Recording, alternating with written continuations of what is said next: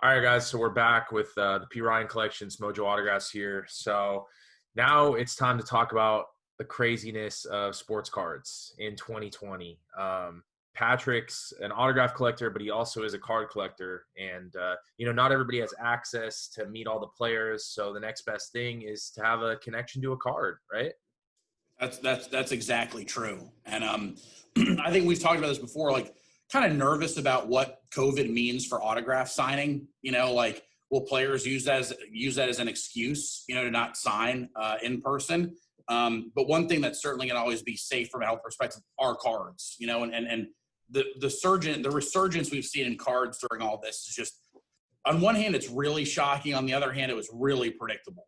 And so, I wanted to talk a little bit about if I was 16 to 24 and like kind of in that age bracket where I wanted to kind of hustle cards a little bit or get into the hobby, it's shockingly easy in my opinion to do it now. When we talk about autograph collecting, kind of like being quick-witted, having some personality, knowing how to talk to people, that side of the brain, and then the other side of the brain where you're kind of thinking through angles and figuring out what time or where someone might be, why they might be there. It's not dissimilar from the card business. So, and the main thing I'm talking about is retail, is getting the inventory at Target. I laugh about it because like when 2018 Topps Chrome update came out, I knew that was going to be a big set. But keep in mind, like the Soto and Acuñas and those things were only selling for like $50 as PSA 10s. Now they're what, $200, $300 cards. But like I chased that product big time. I mean, I would go to Targets and just hunt and hunt and hunt. And I'd spend a lot of time and it worked out well. I mean, that was very profitable for me to get that inventory. And a lot of it, most of it I opened. I sold some of it because it was a box that I paid $20 for that was on the market for $150. But we're seeing a lot of that now. I mean, the Prism blasters that were $20 still sell for $150. So that's some real money. I mean, that's, that is a real profit. I think that 16 to 24-year-olds can position themselves to win in that space way better than someone like myself. So on one hand, first and foremost, I'm perfectly okay walking into Target and not getting it, right? Like that's the way this stuff works. Like I'm not going to be that guy crying about it's not fair. It's not fair. Okay. Well, that's just life. You can't walk in and get the Prism blaster. Okay. That's just not how it works anymore. That's what I said in my latest YouTube video. I said it, if I go into Target and Walmart and they have it, wow, that's cool. I can open it up, but if they don't, I'm not disrespecting anybody that's doing it.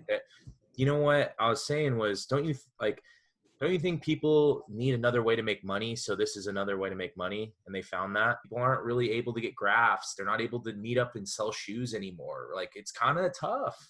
Yeah. And to that point, like, our company, the ticketing company that I'm co-own, we're not really in the concert ticketing business, but I'm familiar with the concert ticketing business. And people always get mad about the scalpers going on at 10 a.m. and getting a bunch of tickets and then immediately reselling them. And like, I understand that part of it. I understand why that bothers people. But look, from a convenience perspective, if those people weren't doing that and there was no inventory out there, either you couldn't go or the market would be just so high. So these people all buying this retail to flip when I know I do not have the time in my life right now to go hunt that stuff down, it's really made the market a lot more liquid.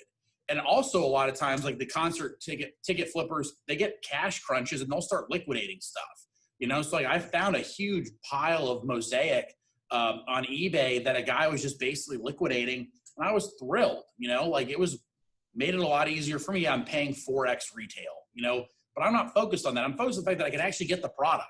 I can actually get the product at a relatively reasonable price. So the people buying and flipping retail, they're creating liquidity for someone like me, who I value the convenience of not having to go through the chase. Now, if I was younger and I had the time, I would be so all over this retail stuff. I mean, firstly, the company that distributes it is called Excel Marketing, okay? Excel Marketing purposely, you can't find their employees on the internet. And they do that purposely because they dabble in a bunch of random stuff that has value. and they've got a competitor that does the Legos. The other thing is like there's Legos sitting at Target that are going to be worth money, right? So like Legos? mhm. Really? So when I talk retail, I'm focusing on cards, but there's all sorts of other money being. There are playing card games. There's a series of Disney board games that are hot, and part of it is the distribution. It's kind of like back in the day, like we'd line up for PlayStation 2s because the people in Des Moines, they didn't have a Best Buy. So they had no distribution, right? So like, some of the Legos are highly regionalized. I mean, there's people that make good money just studying what Legos are going where, Then it's also like, put on your thinking cap. The only Lego I've bought to flip was they did a Yellow Submarine Beatles piece a couple of years ago. And I was like, I know how this is going to go. I've seen this. So I bought like 10 of them. They've all tripled in price, and I'm not like a Lego flipper, but I was just like, this is obvious. Like this is obviously something that's going to have some long-term value, even if it's not an immediate appreciation. So yeah, there's money to be made in a lot of things in Target. Just so you know, in the toy section. With the cards, you have to figure out a couple things. And again, this is more speculation. What I've kind of picked up on is that some of the stores have and again, COVID kind of screwed stuff up, but it's getting more back to normal. Some of the Excel people have a very, very pinpointed specific route that they're taking, right? And it's like clockwork around how you can be highly predictable about when they're going to be at the Walmart or be at the Target. Other Excel reps, they have territories, right? So like if you're in Houston, there's like one or two guys dropping off this retail product unshelving it at the Targets. Because really what people don't realize, like it's getting drop shipped to Target. So like the Target supply manager, the Excel rep's going to be here at noon. I'm going to take the boxes out of the back and then put them by the cards. It's the Excel's rep to dress and set up the displays. Like that's what they do. That's not a Target employee doing that. That's an Excel rep. And so look, the other thing too is like, if you find one of those boxes on the ground with yellow tape, you can buy it. Okay. You can buy it. You can just take it to the register and open it and check out. If there's ever product on Florida retail store, it is for sale, even if it's not on the shelves. So just keep that in mind. You're not doing anything wrong if you open up that box and buy the whole thing if you stumble upon it. So you need to figure out what your Excel rep's cycle is. And what I've picked up on from personal experience is that it's very different depending on being like in a large city versus a rural city. And there's also nuances if you're like in a vacation town. Like my parents live in Destin, and the card distribution is way different because they also have a lot of seasonal products for the beach and stuff. So you just have to put on your thinking cap and start seeing if you can pick up any trends about this stuff. The best way to pick up trends is to become really friendly with someone at Target. Now, look, I don't think I'd recommend like wasting the store manager's time with this. These store managers are pretty senior level executives in terms of the fact they're running a Target. That's a really big business by itself. But there's someone who's willing that has the gift of gab that will give you some pointers. You want to figure out and build a relationship with someone who is actually seeing this area, right? And you just want to, however you want to approach them, be like, hey, I'm working on this project. I'm working on collecting these cards, but it's impossible to figure out when they show up. I've gotten lucky sometimes. I haven't gotten lucky other times. You're just trying to paint a sympathetic, like, hey, I'm just trying to figure this out. And maybe someone's not going to really, have the conversation with you, but you will eventually find someone who just likes talking, I mean, in autograph seeking, we used to call it, you got to find the leaky faucet, you got to find the leaky faucet. And it's like that in business too. You got to be good at getting information from people without turning them off, like without being like rude or disruptive. Information is the number one commodity, most valuable commodity. They talk about how data is the new oil. Information is data, so there's a person who is sweeping the floors at Target making 10 to 15 bucks an hour who would love nothing more actually them to tell you how smart they are about when the stuff gets stocked in the stores. Yeah. There is someone with tons of information who wants someone to talk to about it. What happens though when you walk into Target? Because in Los Angeles and some other areas, there's people with lawn chairs lined up, and there are people supposedly following the Excel reps right now. So in those situations, you gotta think ahead of the game. What I would do in those situations is I would make it bad for everybody, or make it more even for everybody. That's when I go to the store manager and I'd say, hey, you really need to put like 4-piece limits on this stuff, right? So like, if you're not going to get it, they're not going to get it, right? So if there's targets where there's not people actively camping out, that's where you need to do your research and start figuring it out. If it's one of the targets where people are camping out, I'd blow up their game. You know, I would just insist upon there being product limits on this stuff. And you can write Target's corporate and say, you know, or take a picture of it and send it to Target's corporate and say, hey, this is just not a good look for your establishment. I mean, it's one of the reasons hotels don't like autographs. I mean, like, look, at the end of the day, it's competitive, it's competition. But again, I like these guys getting this quantity of wax because I bought it at better prices than I would have if there weren't these guys getting it. I'm going to tell you, man, I bought 2 boxes of Chronicles and I spent, $50 each. And you know what I was thinking about is all the time and gas I would have wasted and the heartache and the stress. I'm like, you know what, man, that $100 is nothing to me. I don't mind. I pull a couple Zion, send them to PSA and call it a day, and right. That's like, I relate to that. You keep a lot of boxes and you break them. Like, do you have that composure? Because if I had a bunch of Soccer Select boxes, I don't know if I could hold them. Yeah.